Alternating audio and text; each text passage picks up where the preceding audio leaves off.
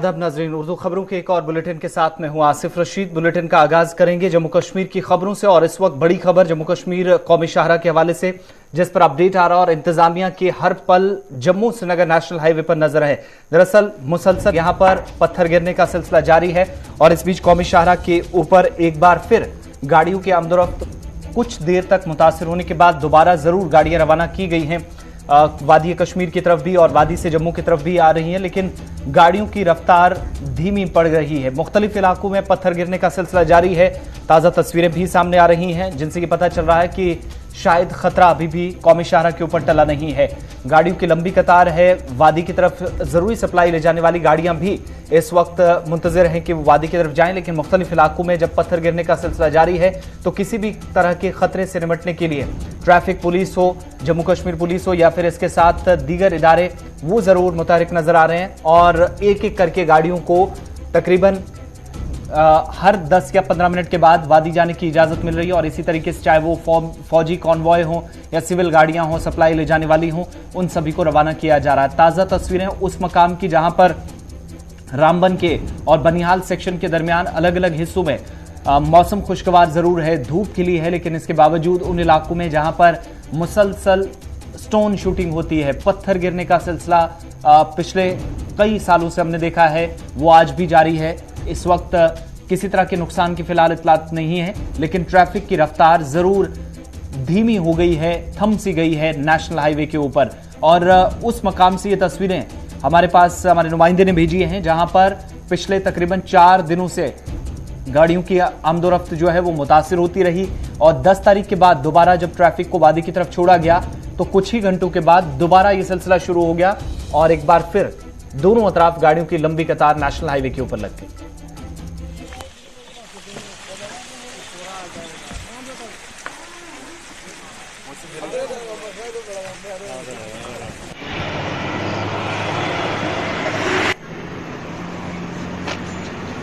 कौन सी के दूसरी के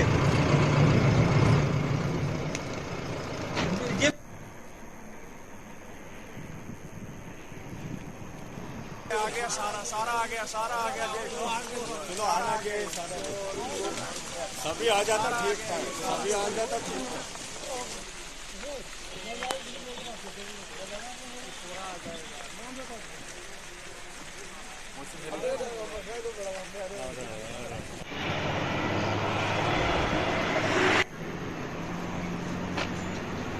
कौन सी के दूसरी के फोन उठाओ ना, फोन क्यों काट?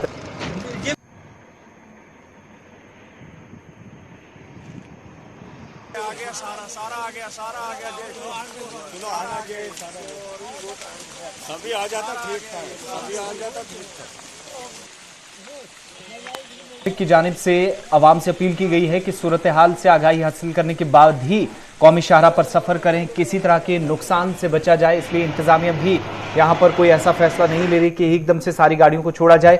हालांकि काफी दिनों के बाद ट्रैफिक को वादी की तरफ और वादी से जम्मू की तरफ आने जाने की इजाजत मिली थी, इसके बावजूद एक बार फिर रफ्तार काफी धीमी पड़ गई है और सूरत हाल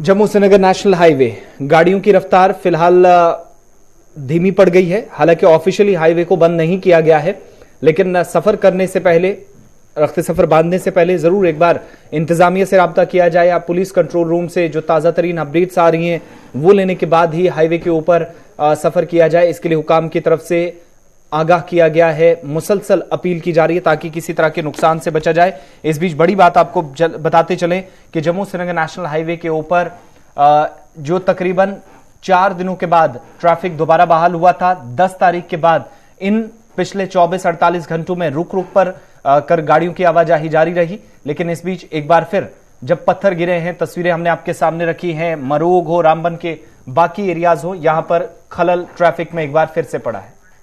आरिफ के पास सीधा चलते हैं, हमारे नुमाइंदे हमारे साथ हैं। आरिफ, चलो रहने दो, छोड़ो।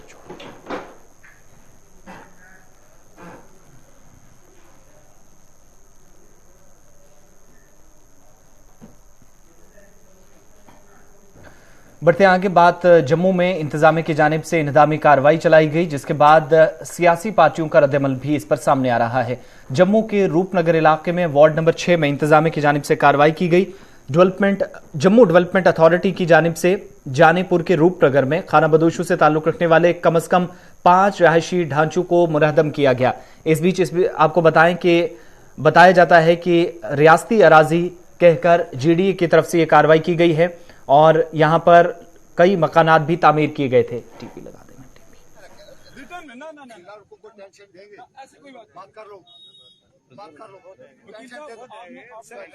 लोगों के मुताबिक जब जीडीए और पुलिस टीमों ने इंहदामी मुहिम शुरू की तो लोगों ने जम्मू डेवलपमेंट अथॉरिटी के खिलाफ एहतजाज किया, लेकिन पुलिस फोर्स ने जमीन से पुरअमन तरीके से तामीरात को हटाने में मदद की, जिसका दावा तरक्याती अथॉरिटी की तरफ से भी किया गया। इस दौरान खवातीन ने भी जज्बाती होकर चीखो पुकार शुरू की और मकामी लोग ये भी बता रहे हैं कि इन्हदाम की मुहिम के खिलाफ सख्त नाराजगी उनमें इसलिए है क्योंकि 70 से 80 वर्षों से वो यहां पर रह रहे थे, उनके आबोजदाद यहां पर थे और इसके बाद आज ये कहकर उन्हें यहां से निकाला जा रहा है कि वो सरकारी जमीन पर बैठे हुए हैं। रूपनगर इलाके में लोगों का यह भी कहना है कि जम्मू डेवलपमेंट अथॉरिटी ने उन्हें बेघर कर दिया है और उनके लिए कोई भी मुस्तकिल तौर पर अब दूसरी जगह उन्हें मुंतकिल करने के बाद कोई पॉलिसी तरतीब नहीं दी गई है, कोई प्लान नहीं है और इंतजामिया ने यूं ही कार्रवाई अंजाम देकर उनके मकानात को उखाड़ दिया, मुनहदम कर दिया। और साथ ही ये भी बताया जा रहा है कि कोरोना वायरस के मुश्किल वक्त में उन्हें बेघर जब किया गया है तो अब वो कौन से एरियाज में सर ढकेंगे, ऐसी परेशानियां उनके सामने, चैलेंजेस और भी खड़े हो गए हैं। इस बीच खाना बदोशों के साथ साथ रूपनगर में जम्मू डेवलपमेंट अथॉरिटी के खिलाफ 5 खाना बदोश खानदानों के मुबैना तौर पर नकल मकानी के खिलाफ भी एहतजाज किया जा रहा था, जिनके रिहायशी मकानात या मवेशियों के शेड जिन्हें जेसीबी का इस्तेमाल करते हुए तोड़ दिया गया था और आज भी इन मकानात को तोड़ने, इन्हदामी कार्रवाई के खिलाफ एहतजाज की कॉल मुख्तलिफ जो गुजर बकरवाल की तंजीम है उनकी तरफ से दी गई है, जिस दौरान इंतजामिया की इस कार्रवाई की शदीद अल्फाज में मुजम्मत भी हो रही है।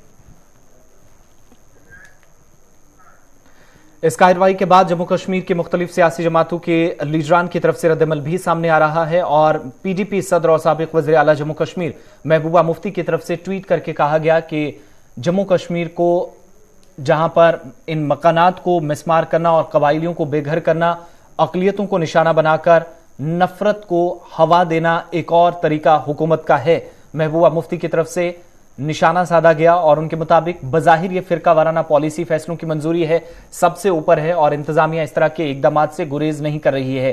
महबूबा मुफ्ती ने कहा कि अवाम को ऐसे मजालिम के खिलाफ उठ खड़ा होने की जरूरत है। समाजी राब्ता साइट ट्विटर पर उन्होंने ट्वीट करके इंतजामिया की इस कार्रवाई पर सरकार को घेरने की कोशिश की है।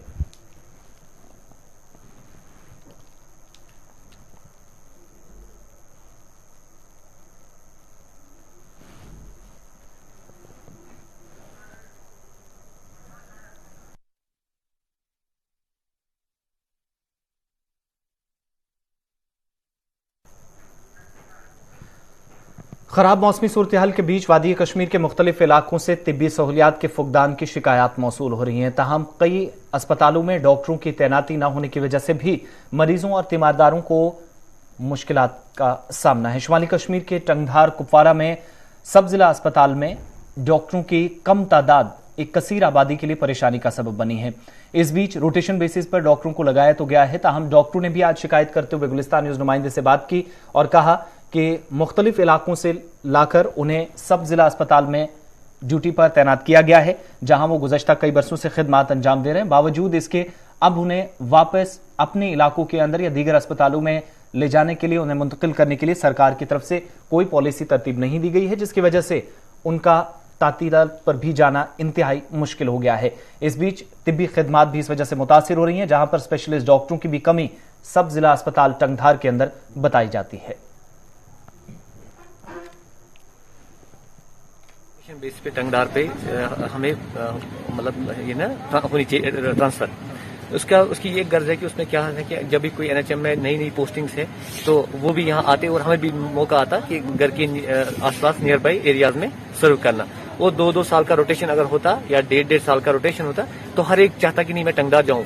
मगर अब बदकिस्मती की बात यह है कि यहाँ पे जो ही आया, जो भी बंदा यहाँ आता है, चाहे वो डॉक्टर्स मतलब डॉक्टर्स के साइड से है या पैरामेडिकल स्टाफ के साइड से है, तो अगर उनको अब कंफर्म साइड से भी पोस्टिंग होती है या एनएचएम साइड से भी, अब कोई एनएचएम साइड से वाला भी ज्वाइन नहीं करता है, कंफर्म की तो बात ही नहीं है। जैसे हम रिसेंटली हमारा एनेस्थेटिस्ट रिटायर हो गया, तो गवर्नमेंट यहाँ एनेस्थेटिस्ट आराम से भेज सकती थी, मतलब 2 साल के, लेकिन शायद किसी ने माना नहीं और गवर्नमेंट ने 5 एनेस्थेटिस्ट का एक ऑर्डर कल डायरेक्टरेट ऑफ हेल्थ सर्विस ने निकाला, जिसमें 5 का मंथली रोटेशन पीरियड मंथली का, और शायद वो लोग भी पता नहीं मंथली वाले भी यहाँ आ सकेंगे नहीं आ सके।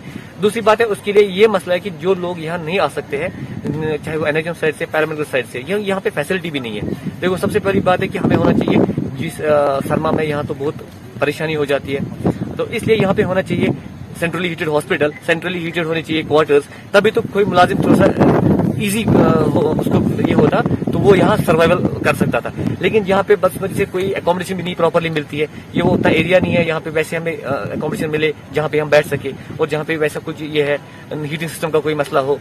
अगर यहाँ पे गवर्नमेंट ने वो फैसिलिटी रखी होती, क्वार्टर्स रखे होते डॉक्टर्स के लिए, पैरामेडिकल स्टाफ के लिए, तो तभी लोग थोड़ा सा इंटरेस्ट से आ जाते। नो डाउट उनका वो रेंट अलाउंस कट जाता, लेकिन फैसिलिटी तो होनी चाहिए। लेकिन यहाँ पे हमें जो भी बेचारे रहते हैं प्राइवेट रूम्स में रहते हैं, और वहाँ पे उनको तंगी होती है, पानी नहीं है, विंटर में सरमा में इतनी दिक्कत होती है, 3-4 महीने बड़ी परेशानी हो जाती है। इसलिए हम गवर्नमेंट से ये डिमांड करें कि तब तक ये स्टेशन अच्छे से नहीं सर्वाइवल इसका होगा, कोई भी बॉर्डर एरिया का, चाहे वो गुरेज हो, मच्छल हो, केरन हो, करना हो, तो यहाँ पे जब तक ये मुलाजिम को अच्छे से फैसिलिटेट नहीं किया जाएगा और रोटेशन बेसिस पे मुलाजिम को यहाँ से ट्रांसफर नहीं किया जाएगा, तब तक यहाँ मुश्किल है आना। मैं रिसेंटली बोलूंगा कि हमें रिसेंटली लगभग एनएचएम में 3 बार लिस्ट आई और अराउंड 5 डॉक्टर्स को भेजा था, 4 से 5 डॉक्टर टाइम टू टाइम, लेकिन out of 5 doctors nobody has joined till date. उसके बरक्स हमें यहीं से जो डॉक्टर्स है यहाँ पे वो बेचारे जाते हैं, कैसे प्रेशर करके उसे अप्रोच करके उनको अपनी ट्रांसफर या रोटेशन करवाते हैं। लेकिन अगर वो उन लोगों के लिए रोटेशन साहब कर रही है गवर्नमेंट या डायरेक्टर मिशन डायरेक्टर साहब या सीएमओ साहब उनको अटैच करते हैं, ट्रांसफर करते हैं, तो हम लोगों को क्यों नहीं करते? दैट मीन उधर यही मसला है कि जिसकी जो वहाँ पे अप्रोच चलती है उसको वो कर सकते हैं। बहुत बहुत शुक्रिया, थैंक यू जी। बोलिए आप। जैसे डॉक्टर साहब ने आपको बोला कि अगर यहाँ पे रोटेशन बेसिस पे होता तो शायद हर कोई यहाँ आने का पसंद करता और यहाँ रहता भी।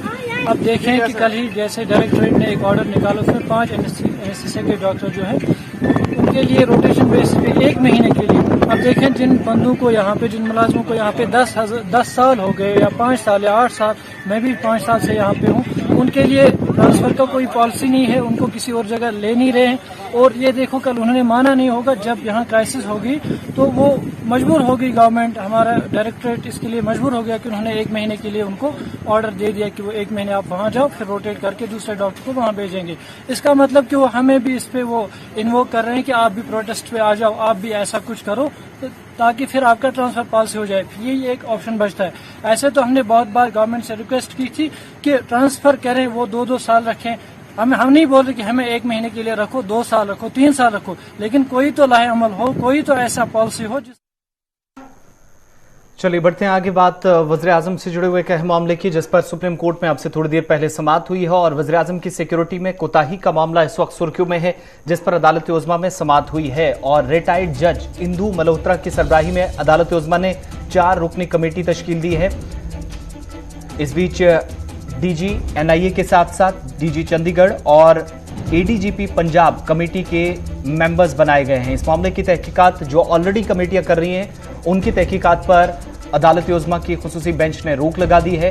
पंजाब के फिरोजपुर में वज़ीर आज़म नरेंद्र मोदी की सिक्योरिटी में कोताही का मामला सामने आया था और सुप्रीम कोर्ट के साबिक जज की सरबराही में एक कमेटी से अब जांच कराई जाएगी। Chief justice NV Ramana, justice Suryakant, justice Hema Kohli की बेंच ने अर्जी गुजार एनजीओ के अलावा मरकजी हुकूमत और पंजाब हुकूमत के दलाइल सुनने के बाद इस मामले की जांच के लिए एक पैनल तश्कील देने का हुक्म दिया। और सुप्रीम कोर्ट ने गुज़श्ता रोज भी समाअत के दौरान, जहां पर गुज़श्ता दिनों वज़ीर आज़म की सिक्योरिटी में लापरवाही की जांच के लिए एक आज़ाद कमेटी तश्कील करने से इत्तफाक किया था, जिसकी सरबराही सुप्रीम कोर्ट के एक साबिक जज करेंगे। और अदालत उज़्मा की जानिब से वज़ीर आज़म की सिक्योरिटी में कोताही वाला जो मामला है, जांच पर ऑलरेडी जो कमेटियां काम कर रही हैं उन पर रोक लगा दी है। और मजीद जो एक नई कमेटी तश्कील दी गई है उसमें रिटायर्ड जज इंदु मल्होत्रा को जिम्मेदारी दी गई है, उनके साथ 3 दीगर सीनियर अफसरान जो कि इस मामले की तहकीकात करेंगे।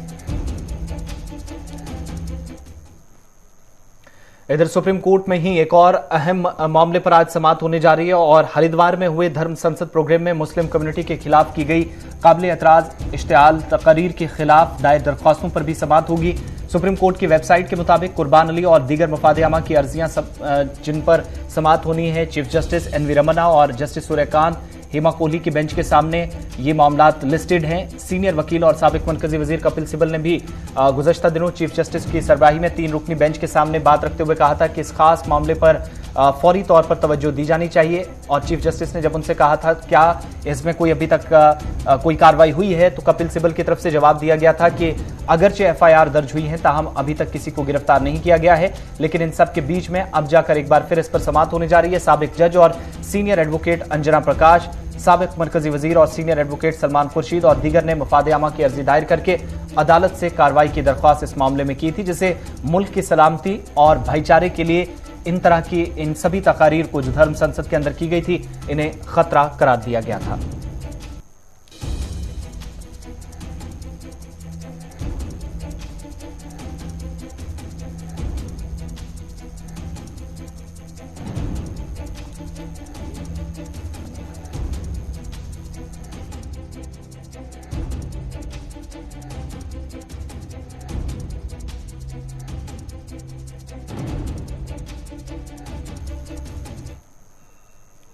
इधर मरकज के जेर इंतजाम जम्मू कश्मीर में कोविड-19 के केसेस में हर गुजरते दिन के साथ इजाफा हो रहा है, जहां गुज़श्ता 24 घंटों में रिकॉर्ड तोड़ केसेस सामने आए हैं। 1148 नए कोरोना वायरस के केसेस की तस्दीक यूटी से हुई है, जहां पर गुज़श्ता रोज के मुकाबले 442 केसेस ज्यादा आए हैं। इस बीच 24 घंटों में 2 अफराद ने कोरोना वायरस से अपनी जान भी गंवा दी है। इस बीच ताजा केसेस में 13 डॉक्टर्स, 12 CRPF एहलकार और जम्मू कश्मीर पुलिस के भी इतने एहलकार मुतासिर हुए हैं। जिलावार तफसीलात बताते हुए कहा गया कि श्रीनगर में वादी कश्मीर में 256, बारामूला में 54 और बडगाम में 59 केसेस सामने आए। वहीं जम्मू सूबे में जम्मू जिले के अंदर जहां पर 301, उधमपुर में 27, इसके अलावा दीगर अजला में भी केसेस काफी ज्यादा तादाद में आई हैं, जहां पर कठुआ 64, पुंछ 45 और रियासी 71 के साथ बिलतरतीब चौथे, 5वें और 6ठे नंबर पर बनाए हैं। इधर जिला तरक्याती कमिश्नर जम्मू के मुताबिक लॉकडाउन का फिलहाल कोई भी इरादा नहीं है, ताहम आने वाले वक्त में अगर इस तरह का कोई इकदाम होता है तो तमाम स्टेक होल्डर्स के साथ मुशावरत करने के बाद फैसला लिया जाएगा। इस तरीके की कोई ना ही डिस्कशन हुई है और ना ही गवर्नमेंट की ऐसी कंसिडरेशन में है। इनफैक्ट इस बार बार सरकार यही एक ही चीज की अपील, चाहे वो ऑनरेबल LG साहब हों या स्टेट एग्जीक्यूटिव कमेटी के जो डिसीजंस हैं उसके अंदर भी सिर्फ और सिर्फ मिनिमल रिस्ट्रिक्शंस की बात हो रही है कि कैसे इकोनॉमिक एक्टिविटी को बिल्कुल भी किसी भी तरीके का नुकसान ना हो, किसी की लाइवलीहुड को किसी भी तरीके का डेंजर या किसी भी तरीके की प्रॉब्लम ना आए, फैसिलिटेटरी एक माहौल में किस तरीके से हम आगे बढ़ सकते हैं। लेकिन साथ ही साथ ये ख्याल करने की जरूरत है कि कोविड अप्रोप्रिएट बिहेवियर को हम जरूर फॉलो करें। इधर जम्मू कश्मीर यूटी में कोविड के नए वेरिएंट ओमिक्रॉन के 8 मुस्बत मामला दर्ज होने के बाद भी तशवीश में इजाफा हुआ है। तफसीलात के मुताबिक जिला बारामूला के उड़ी इलाके में हामला खातून जो कोरोना के नए वेरिएंट ओमिक्रॉन का शिकार हुई। GMC अनंतनाग में भी 3 मामलात सामने आए, जबकि 4 मामलात की जम्मू सूबे से तस्दीक हुई है। इस बीच सभी लोगों के टेस्ट मुस्बत आने के बाद अब इनके साथ राब्ते में आने वाले लोगों के जहां पर टेस्टिंग का अमल तेज किया गया, वहीं इंतजामिया ने जम्मू से अरनिया, RS-पुरा, सांबा, कठुआ के मुख्तलिफ इलाकों में पुलिस और सिविल इंतजामिया ने मकामी सतह पर न सिर्फ टेस्टिंग का सिलसिला तेज कराया है बल्कि इंतजामिया मुतहरिक नजर आ रही है और दुकानदारों के साथ साथ गाड़ी मालकान के खिलाफ जम्मू से सांबा, कठुआ और उधमपुर तक कौमी शाहरा पर कार्रवाई की जा रही है। इस बीच ताज़ा तरीन अहकामात भी सामने आए हैं ताकि वायरस को मजीद फैलाव से रोका जा सके और कई लोगों पर जुर्माना भी आयद किया जा रहा है।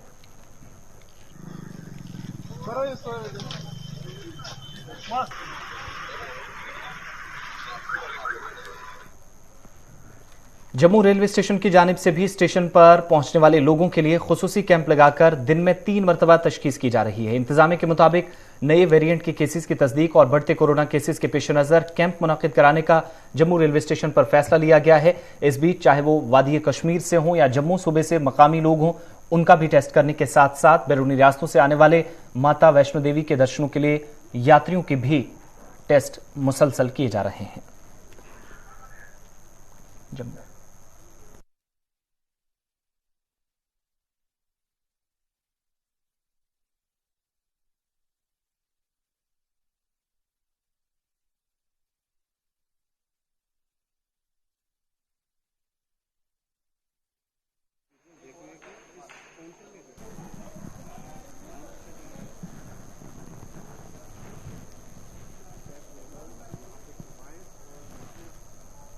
कोविड से बचाव के लिए स्टेट एडमिनिस्ट्रेशन टेस्टिंग के लिए यहाँ पर स्टेशन पर ही कियोस्क लगाए हुए हैं और स्टेशन की मेडिकल टीम तैनात है।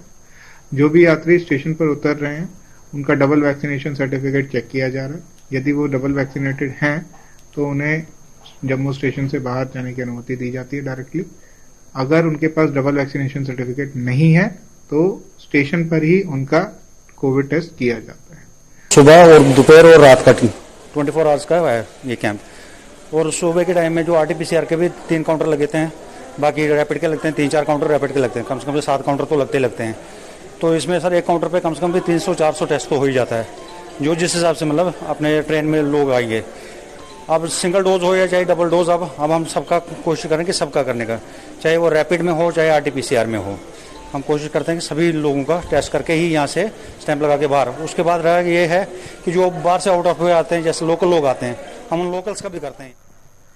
जम्मू के साथ साथ श्रीनगर शहर में भी कोविड के बढ़ते केसेस के बीच इंतजामिया की तरफ से मुसलसल फैसले लिए जा रहे हैं और सयाहों को जिन इलाकों में चलने फिरने की ज्यादा इजाजत है वहां टेस्टिंग का अमल तेज कर दिया गया है। हुकाम ने मुगल गार्डन समेत दीगर तफरीह मकामात पर खुसूसी टीमें तैनात कर काम शुरू किया है।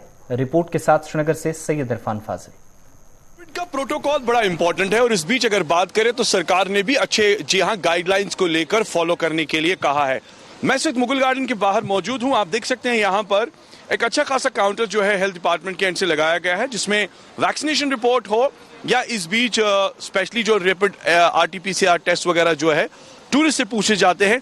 बड़ा इंपॉर्टेंट ये भी है क्योंकि एक साइड से कोविड के केसेस बढ़ रहे हैं। कल भी हमने देखा कि कोविड का जो एक मार्क है वो बढ़ा और उसके बाद जो है इस पर सरकार के एंड से देखा जाए तो बड़ा इंपॉर्टेंट ये भी है कि फॉलो करना बड़ा जरूरी है। और स्पेशली इन बिटवीन आप देख सकते हैं कि लगातार ये कोशिश जो है जारी है, जबकि रैपिड टेस्ट हो या इसके साथ साथ वैक्सीनेशन रिपोर्ट हो वो भी यहाँ पर पूछा जा रहा है। एक दोस्त से बात करेंगे। सर आपसे मैं बात करूंगा, आपके पास वैक्सीनेशन रिपोर्ट साथ है, कहाँ से आए हैं? दिल्ली से हैं। दिल्ली से आए हैं। How personally you believe that it's very important to follow SOPs and specially इस वक्त कोविड के टाइम पर? हाँ जी सर, मास्क वगैरह पहनने चाहिए और ये बस। कितना आपको लग रहा है कि लोग मास्क पहन रहे हैं या फॉलो करना जरूरी? मोस्टली सब लोग पहन ही रहे मास्क और सबको फॉलो करना ही चाहिए। जब आप एयरपोर्ट से निकले तो क्या गाइडलाइंस बताई गई आगे आपको? एयरपोर्ट से जब हम निकले थे तो वहाँ पे आपका टेस्ट हो रहा है। अगर आपका सर्टिफिकेट नहीं है आपके पास तो टेस्ट होगा आपका और आपको मास्क पहनने हैं, बस इतना बताया गया था। चलिए हमारे साथ एक और दोस्त है, सर आपसे भी थोड़ा बात करेंगे। क्या कहना चाहेंगे आप? मास्क पहनना, सोशल डिस्टेंसिंग रखना, ये जबकि हम घूमने जा रहे हैं, बहुत ज़रूरी है। ये मतलब खुद को सेफ रखना है तो बहुत ज़रूरी है सोशल डिस्टेंसिंग को फॉलो। कहाँ से आए हैं सर आप? दिल्ली से। दिल्ली से लेकर श्रीनगर पहुँचे आप, तो यहाँ पर कैसा एनवायरनमेंट आपको लगा कोविड का? कोविड में हमें एग्जिट मतलब एयरपोर्ट से एग्जिट होने से पहले चेकिंग हो रही है, ये काफ़ी सही है। और बस आप दिल्ली से अभी आ रहे थे, वहाँ अभी ओमिक्रॉन की बात करेंगे, कुछ केसेस बढ़ रहे हैं वहाँ पे, केसेस बढ़ रहे हैं काफ़ी ज़्यादा हैं, पर लोग फॉलो कर रहे हैं सोशल डिस्टेंसिंग और मास्क वगैरह पहन रहे हैं। तो it's important to stop COVID. कहाँ से आई हैं आप? बॉम्बे से। बॉम्बे से आई हैं, कश्मीर घूमने आई है, कैसा फील कर रही है यहाँ? अच्छा लग रहा है बहुत। यहाँ आपको लग रहा है कि लोग SOPs को फॉलो कर रहे हैं? अभी आज मेरा फर्स्ट डे, लेट्स सी। आप बॉम्बे से कश्मीर आई हैं, मैं ये जानना चाहूँगा कि क्या क्या देखा आपने कश्मीर में? आज ही हम आए हैं, आज ही लैंड हुए हैं। मैम अभी जो आप देख रही हैं कि काउंटर लगाया गया है, टेस्ट रिपोर्ट मांगी जा रही है, आपको लगता है कि लोगों को भी इस पर काफी फॉलो करना चाहिए? लोगों को इम्पोर्टेंट इसको फॉलो करना चाहिए? हाँ, करनी तो चाहिए, एब्सोल्युटली करनी चाहिए, बहुत इम्पोर्टेंट है। वैक्सीनेशन देनी चाहिए, हाँ, एंड ऐसे ही होनी चाहिए, तभी कंट्रोल में आएगी कोविड की जो भी इन्फेक्शन फैल रही है। काउंटर जो है स्पेशली मुगल गार्डन के बाहर लगाया गया है और इनफैक्ट अच्छी कोशिश है, सभी ने मास्क पहना है, सभी फॉलो भी कर रहे हैं और प्रॉपरली जो है जांच पड़ताल हो रही है और होनी भी चाहिए। जबकि देखा जाए एक साइड से हम टूरिज्म की बात करें, कश्मीर में काफ़ी टाइम से बैटल हिट हुआ था, अब इन सारी चीज़ों को देखा जाए तो बहुत इंपॉर्टेंटली है कि अगर हर कोई फॉलो करेगा तो प्रिकॉशनरी मेजर्स भी लिए जाएंगे, कामकाज भी चलेगा और जो सयाह कश्मीर आएगा अगर वो भी ये फॉलो करता है तो कह सकते हैं कि वातावरण में भी वो चीज़ देखने को नहीं मिलेगी जिसे कोविड-19 का कहर कहा जाता है। चलिए, इस बीच बड़ी खबर आ रही है भारत और चीन के हवाले से, और उसके बाद आपको बताएंगे कि सुप्रीम कोर्ट के अंदर भी एक मामले पर समाअत हुई है। लाइन ऑफ एक्चुअल कंट्रोल पर भारत चीन के दरमियान मीटिंग का आगाज हो गया है और तफसीलात इस वक्त सामने जो आ रही हैं कि फौजी सतह की 14वीं मीटिंग चीन के इलाके में मीटिंग शुरू हो चुकी है। लेफ्टिनेंट जनरल सेनगुप्ता भारतीय वफ्द की क़यादत कर रहे हैं। पिछले हफ्ते फायर एंड फ्यूरी कॉर्प्स की उनने जिम्मेदारी संभाली है। कशीदगी वाले इलाकों में तातुल खत्म करने की कोशिश रहेगी। चोशुल के मकाम पर मोल्डो मीटिंग पॉइंट पर आज का ये इजलास काफी अहम 14वां इजलास होगा। अक्टूबर में 13वां इजलास हुआ था और भारत की तरफ से फायर एंड फ्यूरी कॉर्प्स के कमांडर लेफ्टिनेंट जनरल अनिंद्य सेनगुप्ता जो कि इस वफद की नुमाइंदगी करें, और पीपल्स लिबरेशन आर्मी की तरफ से भी इसमें बात अपनी रखी जा रही है आज की मीटिंग में। इस बीच सुप्रीम कोर्ट के अंदर एक और अहम मामले पर धर्म संसद पर समाअत हुई है, जहां पर नफरत अंगेज तकारीर का मामला सामने आया था और हेट स्पीच का जायजा अदालत लेगी। ये इस वक्त की बड़ी खबर है, न सिर्फ उत्तराखंड सरकार को बल्कि इस वक्त जो ताज़ा तरीन तफसीलात मिल रही हैं उसमें दिल्ली सरकार को जो ताज़ा तरीन जो एक पिटीशन दायर की गई थी 10 दिनों में सरकार से जवाब मांगा गया है। उत्तराखंड और दिल्ली सरकार से सुप्रीम कोर्ट की तरफ से ये नोटिस भेजा गया है। धर्म संसद हेट स्पीच केस में समाअत हुई है। उत्तराखंड के साथ साथ दिल्ली हुकूमत को भी जो पिटीशन दायर की गई थी जिसमें मामले का संजीदा नोटिस लेने चीफ जस्टिस ऑफ इंडिया से मुदाखलत करके अपील की गई थी, और इस पर अब सुप्रीम कोर्ट की तरफ से दिल्ली और उत्तराखंड सरकार को नोटिस जारी किया गया। 10 दिनों के अंदर दोनों से जवाब मांगा गया है। खबरों के इस बुलेटिन में फिलहाल इतना ही। वक्त छोटे से ब्रेक का, ब्रेक के उस पार खबरों का एक और बुलेटिन।